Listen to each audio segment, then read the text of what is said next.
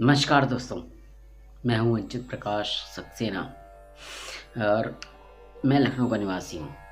तो लखनऊ का नाम आते ही इंसान के दिमाग में सबसे पहले क्या आता है? लखनऊ का नाम आते ही सबसे पहले दिमाग में आता है शीरमाल बिरयानी, टुंडे कबाब। लखनऊ का नाम आते ही आपके दिमाग में आता है यहाँ की ज़बान, यहाँ के अदबो आदाब। लखनऊ का नाम आते ही आपके दिमाग में आता है यहाँ की चिकनकारी, यहाँ के कुर्ते, यहाँ का चिकन का काम।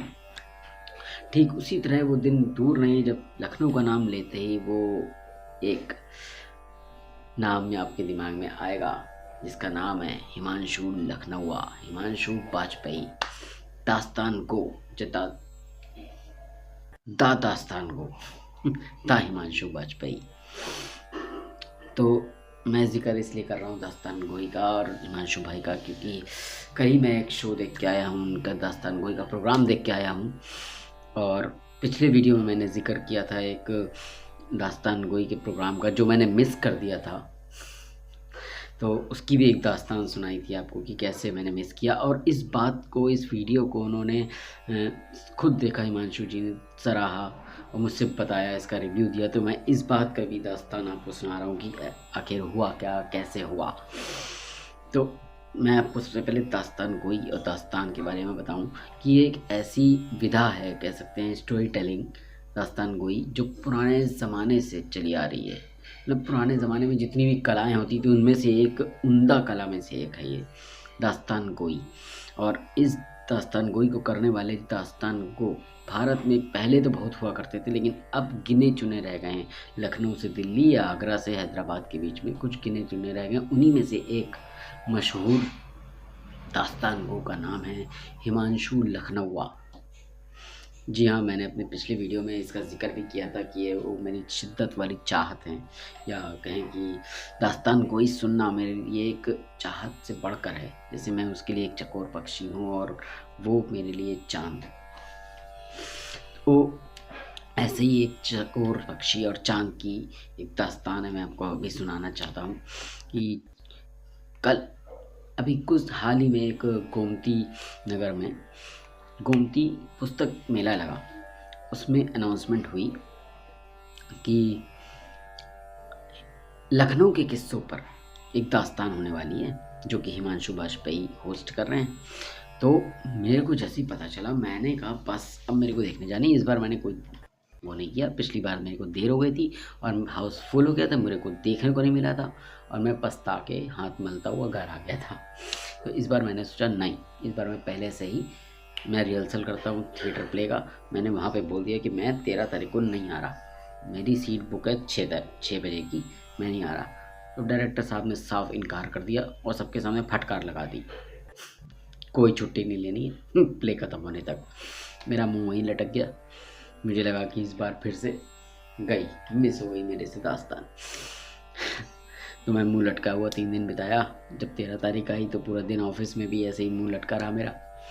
फिर देखता क्या हूँ कि 4 बजे मेरे थिएटर के डायरेक्टर खुद चले आ रहे हैं मेरे ऑफिस में अपने कुछ खास काम को लेके। तो जैसे ही उन्होंने आके मुझे इत्तला किया कि आज की रिहर्सल कैंसिल, भाई साहब मेरी तो बाँचें ही खिल गई। मैंने कहा यार अब मुझे दास्तान देखने से कोई रोक नहीं सकता। तो मैंने कहा बस अब मैं जाऊँगा दास्तान देखूँगा मस्त आराम से। तो जैसे ही मेरी खुशी का ठिकाना नहीं था, वैसे ही उन्होंने अपने आने का मकसद बता दिया कि वो एक फॉर्म भरने आए हैं रेपेटरी का, जिसको भरने में मुझे मालूम था कि 3-4 घंटे से कम नहीं लगने वाला। मेरा फिर मुंह फूल गया। अब मैं सोचा मैं कैसे इनसे बोलूँ कि मुझे जाना है, मुझे जाना है, मुझे जाना है, मुझे जाना है लेकिन कुछ नहीं हो सकता था तो मैंने इनसे कहा निपटाइए जल्दी जल्दी हो सके काम, मैं कोशिश करूँगा कि आपका काम जल्दी हो जाए। लेकिन जब वो काम करने बैठे तो मुझे अंदाज़ा लग गया था कि वो बड़ा काम लेके नहीं बैठे हैं। Just he is making a list of requirement. It means 10-15-20 minute का काम था। मैंने कहा बस ये काम है, मैं अभी करवा देता हूँ। मैंने कहा बस इस बार तो मैं मज़ा ही आ गया। तो भाई साहब मेरा मकसद एक ही था, चीन टपाक डम डम तो मतलब मैंने सोचा इस बार मैं जल्दी से पहुंच के सीट रिज़र्व कर लूँगा अपनी, पिछली बार की तरह लेट नहीं करूँगा। मैं फटाक से 5 बजे वहाँ से निकल के सीधे नदिया किनारे पहुँच गया, अपनी सीट बुक करके वहीं बैठ गया। थोड़ी देर बाद काफिला आया हिमांशु भाई का। कौन कौन था उसमें? सबसे पहले तो 2 काले रंग का कपड़ा पहन के 2 बॉडीगार्ड थे कि न जाने रिश्तेदार थे, भाई थे, कौन थे मुझे नहीं मालूम। 2 मोहतरमाएँ पीछे थीं जो उनकी माताजी और कुछ रिश्तेदार सी मालूम होती थी, और एक खुद जनाब हिमांशु वाजपेयी थे। और जैसे ही वो अपने स्टेज के सामने आके खड़े हुए, शिरकत की उन्होंने स्टेज के सामने, वैसे ही कुछ उनके गिने चुने 5-10 फैंस आए उचकते हुए उनके बगल में। उनसे बात करने के बहाने सिर्फ सेल्फी लेने के लिए आए। उनसे बातचीत की, सेल्फी लिए, और तब तक मैं उनको बस वहीं पहली सीट पे, दूसरी सीट पे बैठ के निहार रहा था। और इस दौरान मैं उनकी बातों में जो मुब्तला थे, मैं उनकी बातें सुन रहा था, देख रहा था, उन्हीं को देख रहा था। तो वो अपने फ़ैन से बात करते समय 2-3 बार उन्होंने मेरी तरफ नज़र मारी, और ऐसा फील हुआ जैसे उन्होंने मुझे पहचान लिया हो। तो मैंने भी उनकी गुफ्तगू में खलल नहीं डाली, मुझे लगा कि ये ठीक नहीं है।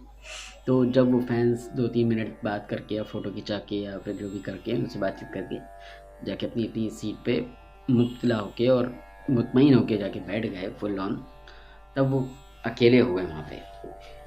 तब उन्होंने फिर नज़र दौड़ाई, इधर उधर कुछ ढूंढ रहे हो जैसे कुछ, ये नज़र मुझको कहीं कुछ ढूंढ रही हो जैसे।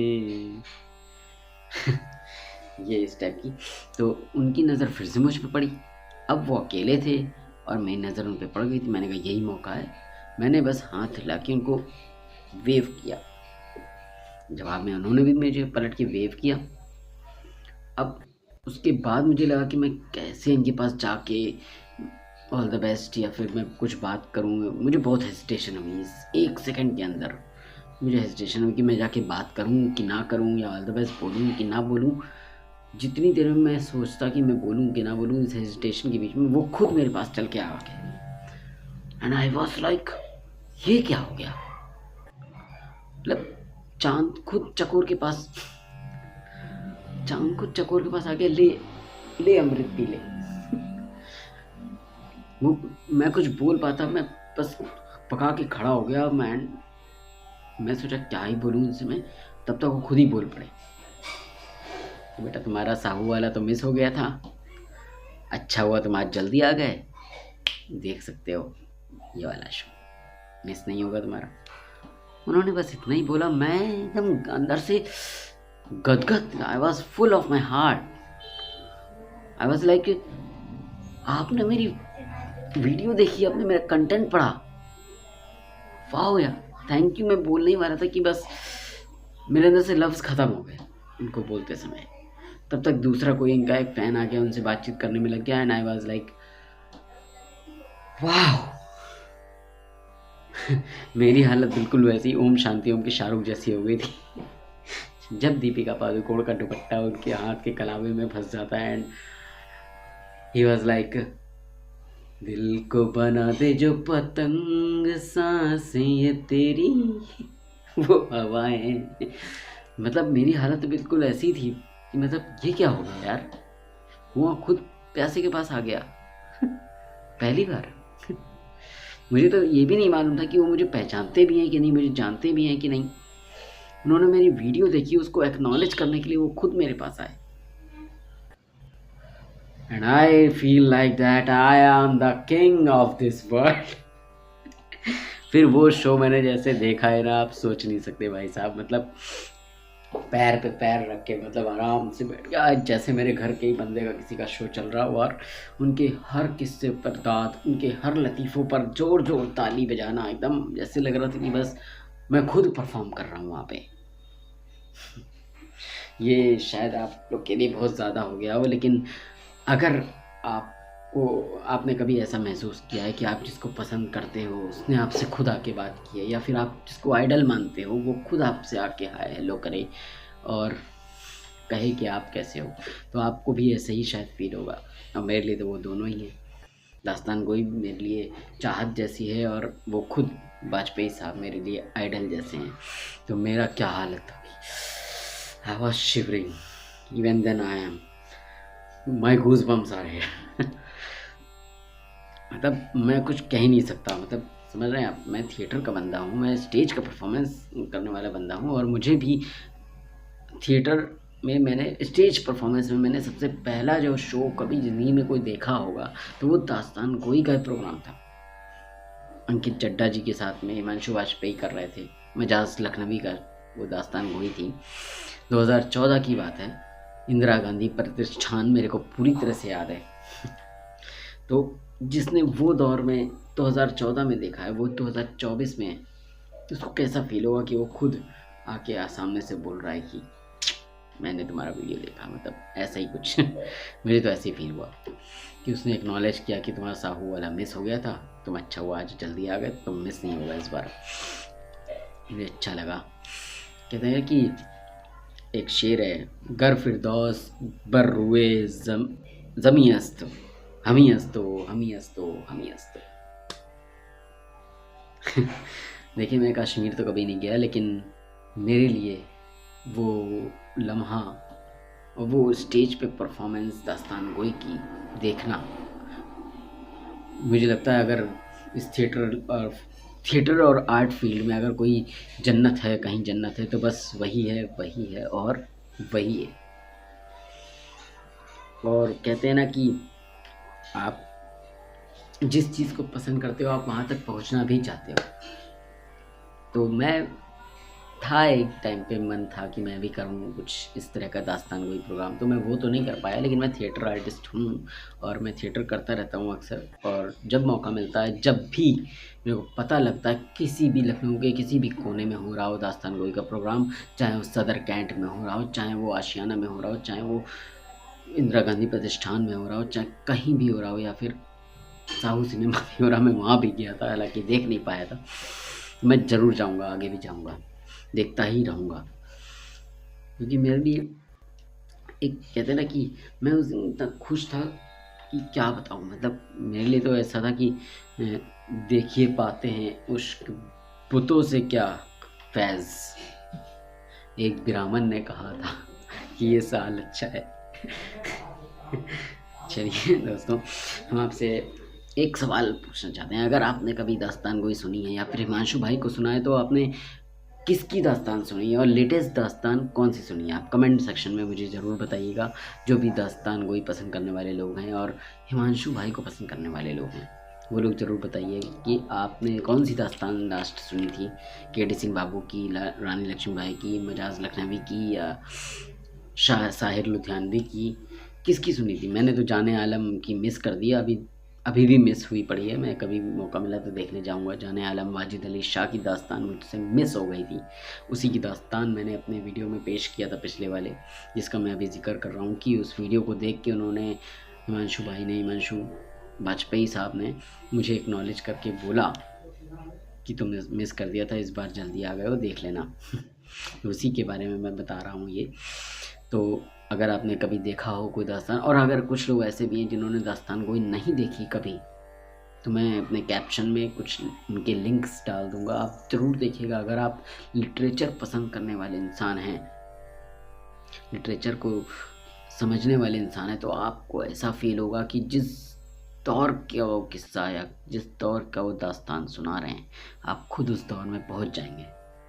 आपको लगेगा कि हम उस दौर के ही रहने वाले हैं, ऐसा फील आएगा आपको। मैं रिकमेंड कर रहा हूँ, I am recommending this to watch that Dastangoi. रानी लक्ष्मीबाई और गुरु गोविंद सिंह की दास्तान भी उन्होंने की थी, और काफ़ी दास्तान उन्होंने की, कबीर दास जी की भी की थी।